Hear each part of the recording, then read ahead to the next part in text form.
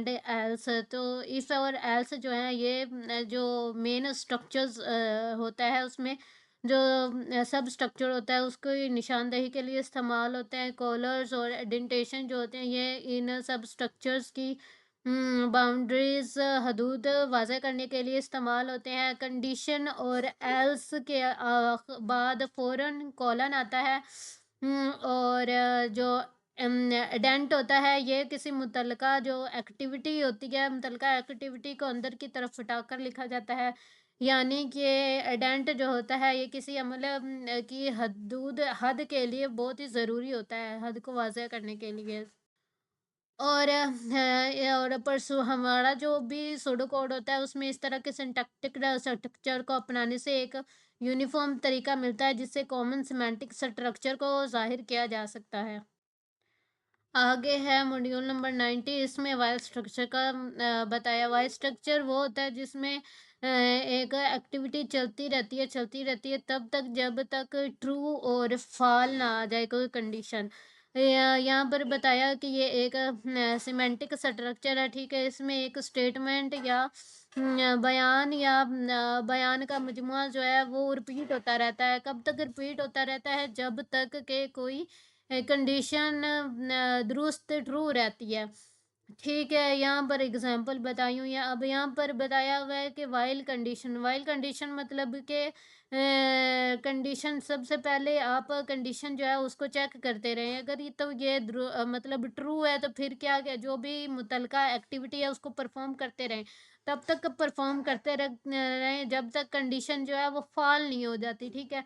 और फिर जब फ़ॉल हो जाती है तो उसके बाद वाइल स्ट्रक्चर में क्या होता है कि नेक्स्ट इंस्ट्रक्शन की तरफ जो प्रोसेस है वो एक्टिविटी है वो नेक्स्ट जो इंस्ट्रक्शन है उसकी तरफ चली जाती है। अब यहाँ पर मॉड्यूल 91 है। यहाँ पर फंक्शन स्ट्रक्चर के बारे में बात की गई है। तो फंक्शन स्ट्रक्चर यहाँ पर बताया हुआ है कि जो सूडो कोड है उसे जो एब्स्ट्रैक्ट टूल्स दूसरे एप्लीकेशन में इस्तेमाल किए जाते हैं उन जैसी जो एक्टिविटी यानी मौजूद एब्स्ट्रैक्ट एक्टिविटीज़ की वजाहत के लिए इस्तेमाल किया जाता है।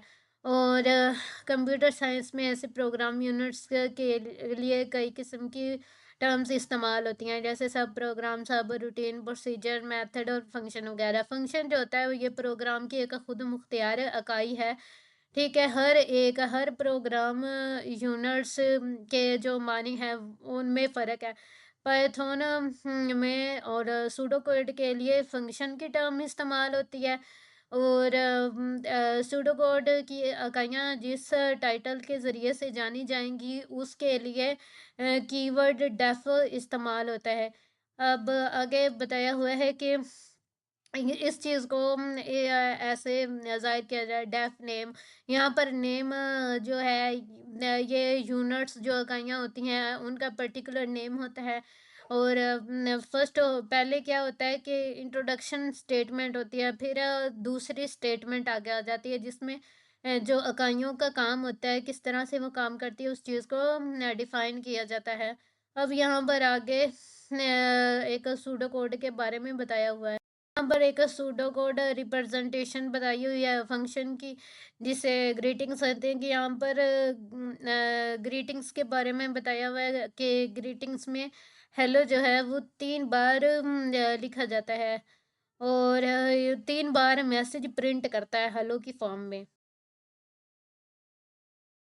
उनके ज़रिए से कोई भी टास्क परफॉर्म होता है, भी काम किया जाता है, और वो सूडो कोड में कहीं भी हो तो उस फंक्शन को सिर्फ उसके नाम से क्या तलब किया जा सकता है, तलब मतलब उसे हासिल किया जा सकता है। वो यहाँ पर एक एग्जांपल बताई हो कि अगर दो फंक्शन मौजूद हो, एक का नाम प्रोसेस लोन हो और दूसरे का रिजेक्ट एप्लीकेशन हो, तो इसे इफ एल्स स्ट्रक्चर के ज़रिए दर्ज किया जा सकता है। इफ का मतलब होता है ट्रू और एल्स का मतलब होता है फॉल। यहाँ पर बताया हुआ है कि अगर कंडीशन को टेस्ट किया जाए, ठीक है, और अगर वो कंडीशन ट्रू हो तो फिर क्या होगा, प्रोसेस लोन फंक्शन अमल में आएगा, वो एग्जीक्यूट होगा, वो चलेगा।